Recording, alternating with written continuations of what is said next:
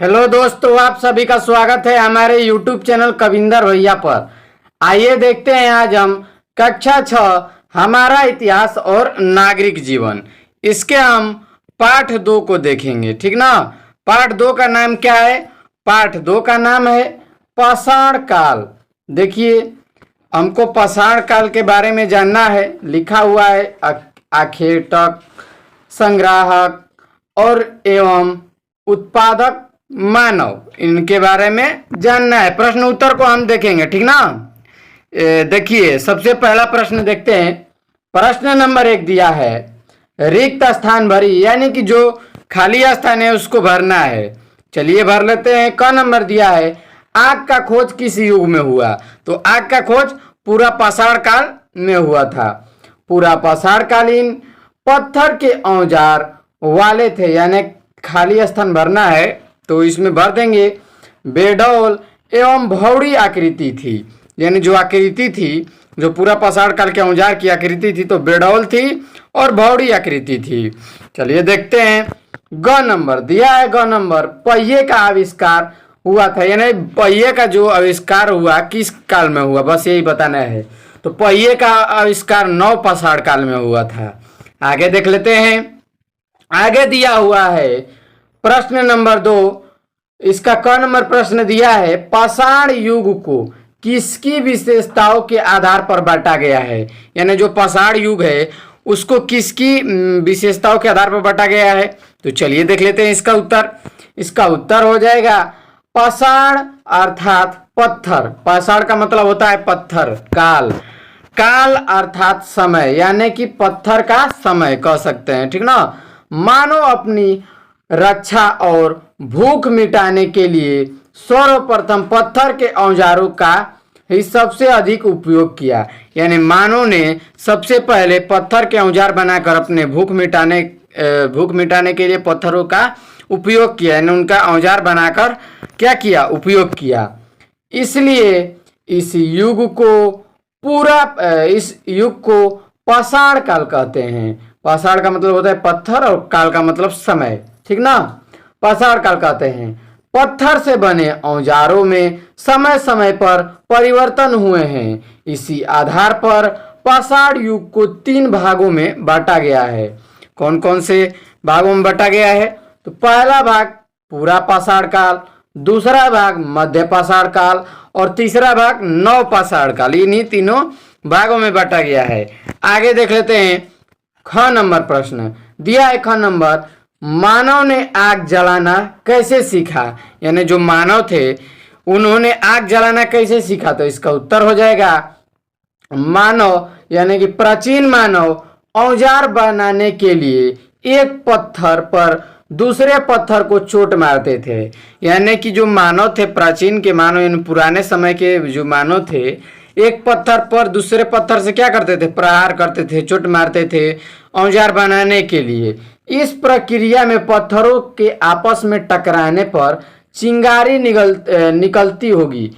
इस प्रकार मानव ने आग जलाना सीखा।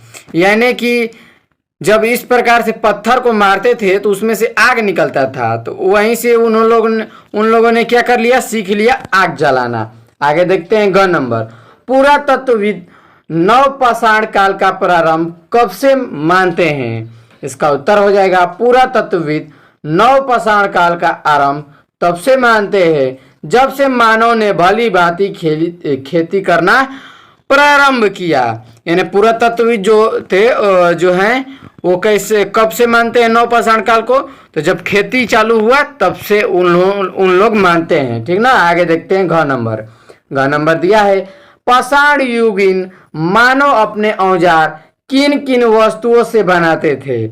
यानी कि मानव जो थे पाषाण युग के अपने वस्तुओं को किन किन चीज़ों से बनाते थे, वही बताना है।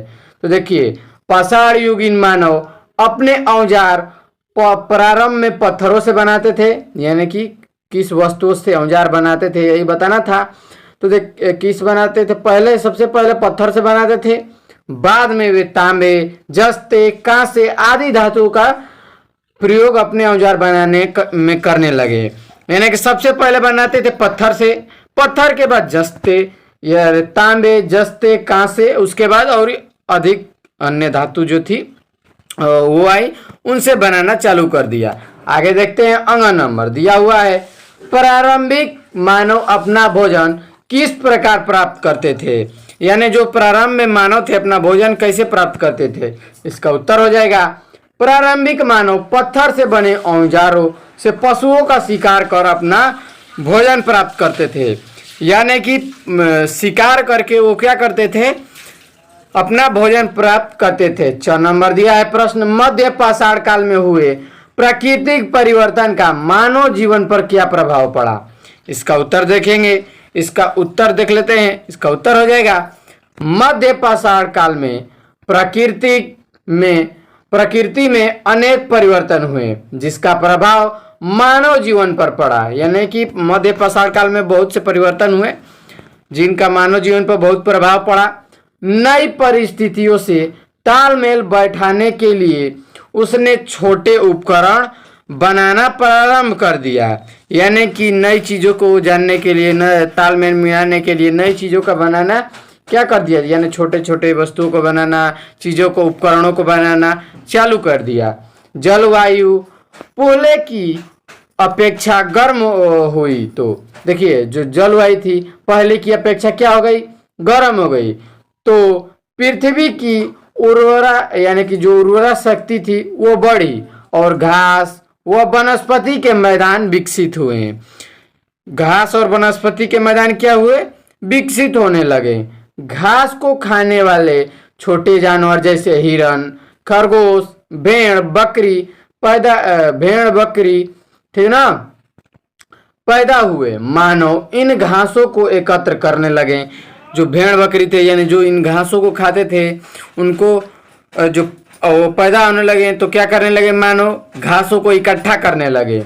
इन घासों में कई आज के अनाजों की पूर्वज थी, यानी जो घास थी उनमें कई अनाजों की, यानी जो आज के जो अनाज है वो पहले भी थी, यही बोला है।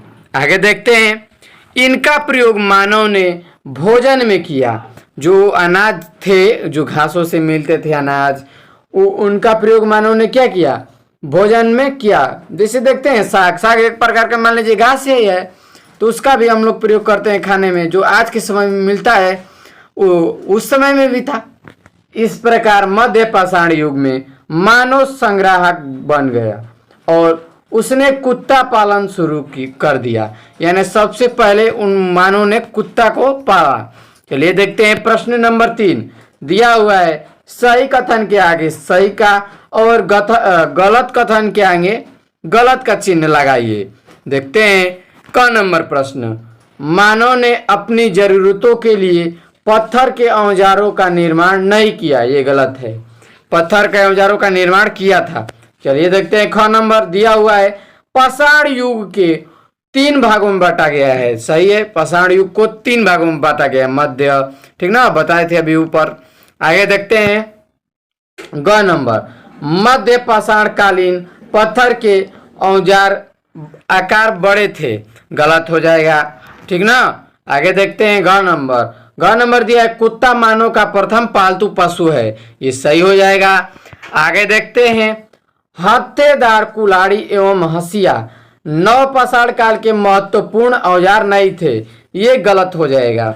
आगे दिया है, मानव ने तांबे व जस्ते को मिलाकर मिश्रित धातु कांसा बनाना सीख लिया, तो ये सही हो जाएगा।